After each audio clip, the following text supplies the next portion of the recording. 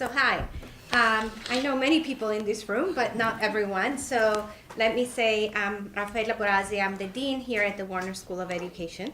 And so you may be curious to know in the first place, why is a dean coming and talking about teaching online? But that's because I have taught online. In fact, I think the first thing I wanted to talk about is why I decided to do that. Because it was very strategic, and you need to know, first of all, I really don't like technology. I really love to be in a class with people in front of me, making connections, pulling things around. And so, on one hand, in my position as dean, I was sort of a little concerned about how would this play out if we were engaged more in teaching online.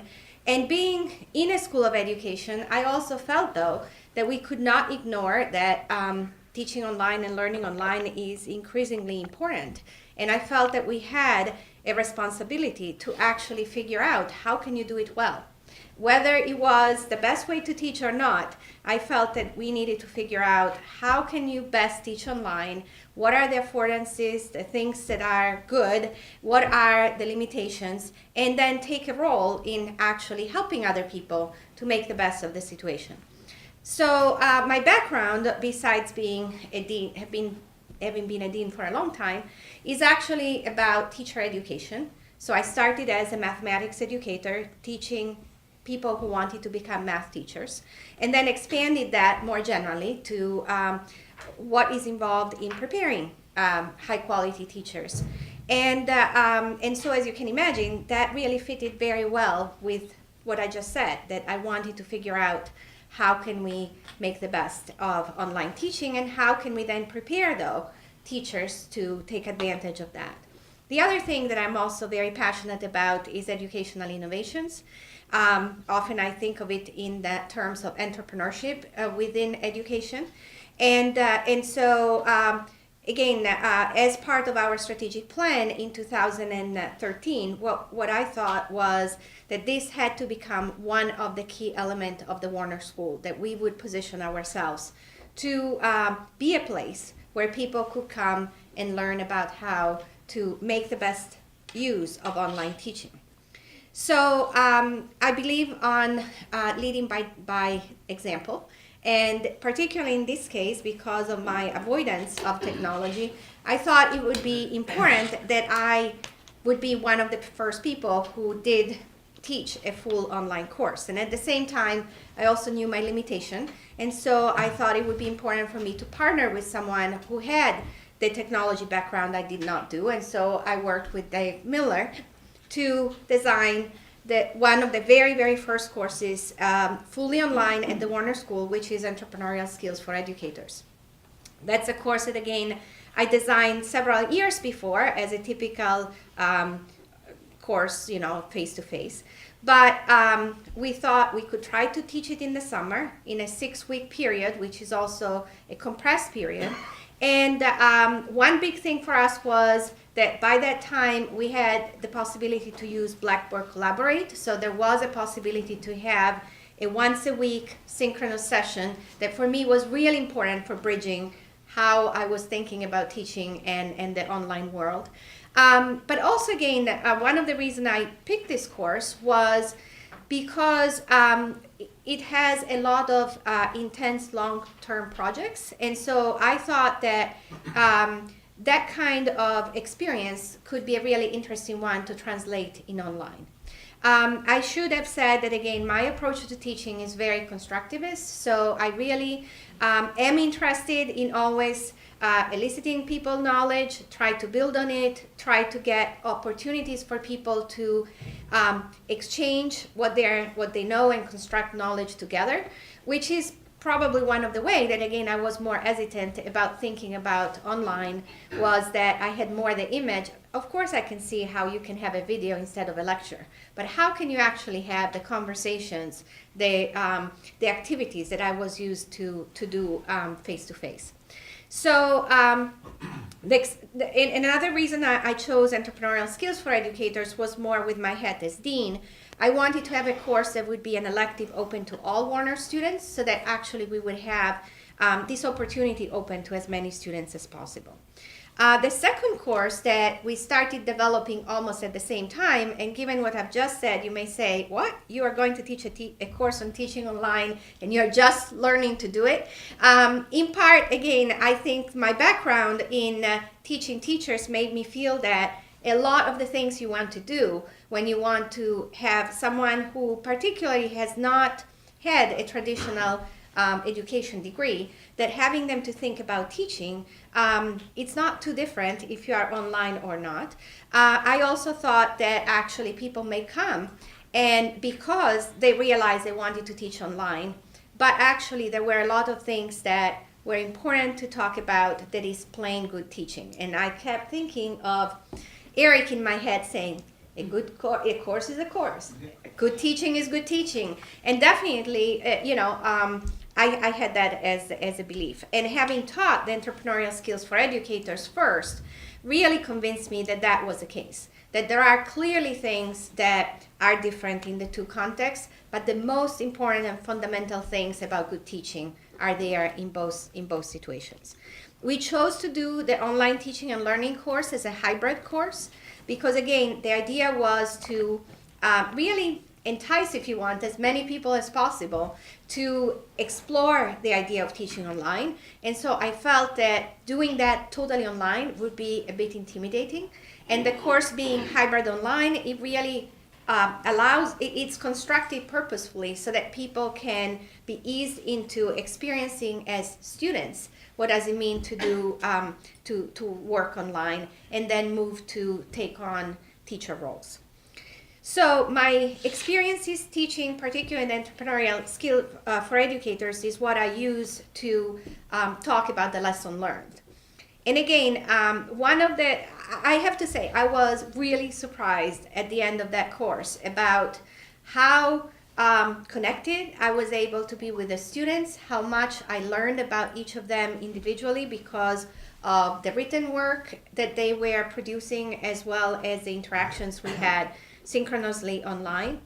And so definitely one of the lessons for me was reaffirming the belief that it's not so different to teach traditional courses and online courses.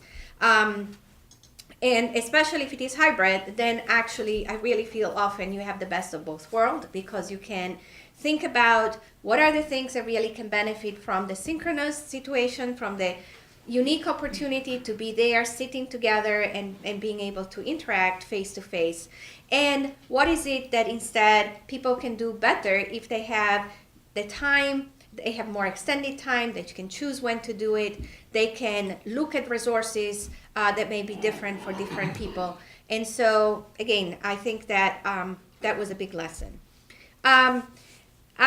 Understanding by design, I don't know any of you in this room that has even heard that term, but really basically is a fundamental approach to instructional design that tells you that you should really start with the end in mind. And so you start by really thinking, what are your goals and what is it that you think that your students will have, what do you want your student to get out of that course?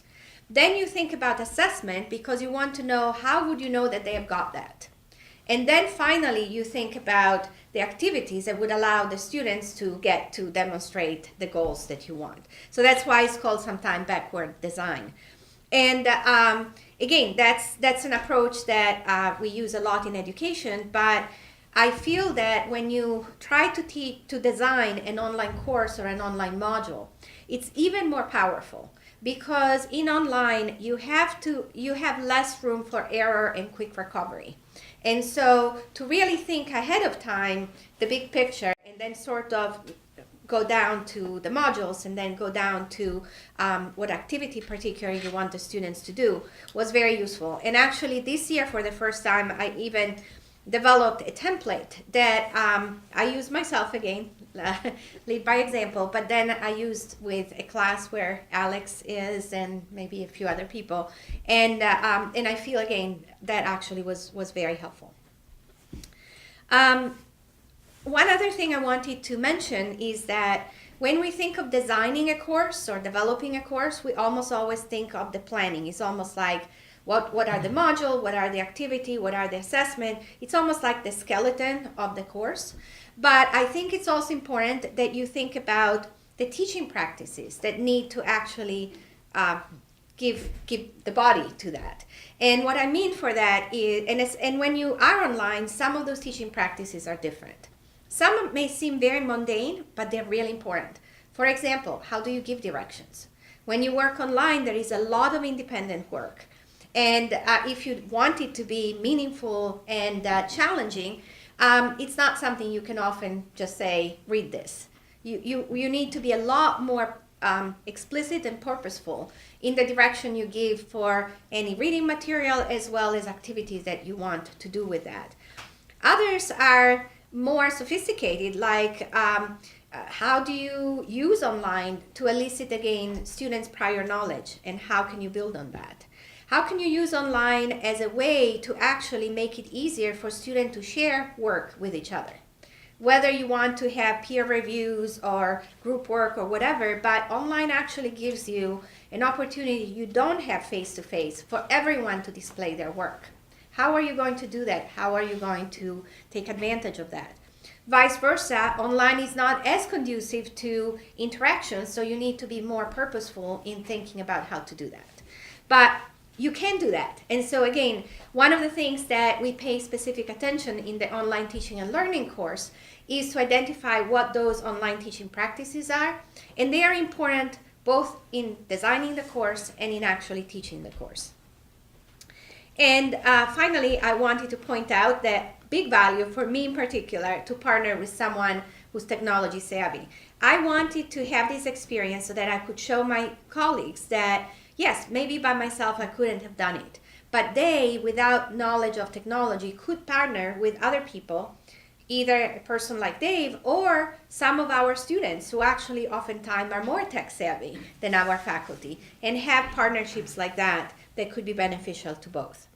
So I actually felt that the lesson learned about developing a course and teaching a course were very similar, because again, if you don't design the course well, then when you teach it, you're in trouble. If you don't pay attention to, you want to pay attention to teaching practices when you teach, but once again, you have to plan in advance how to do that. And even when you are actually teaching, it was really nice for me to be sitting next to Dave when we were doing the synchronous session and not being panicked about technology problems that could come up. Additionally to what I wanted to, what do I want to share with the faculty here? First of all, I really think until you try, you don't know what that means. We all have a lot of biases and images of what learning online means, sometimes because we may have had just one experience, possibly a bad experience, more in this transmission mode that I was saying before, and can't even imagine how it could be done differently. I also would suggest try it first as a learner if you have the chance, because it's really a big leap to do, to go from, I've never taken a course online myself to designing one. And that's why, again, in our courses on online teaching and learning, we really insist that the beginning part is being an online student yourself and reflect on that. I also feel even more strongly now, after 3 years of having done that if you design a module online, you really start to, you're really forced to reflect more and be more thoughtful and deliberate in your decisions about teaching.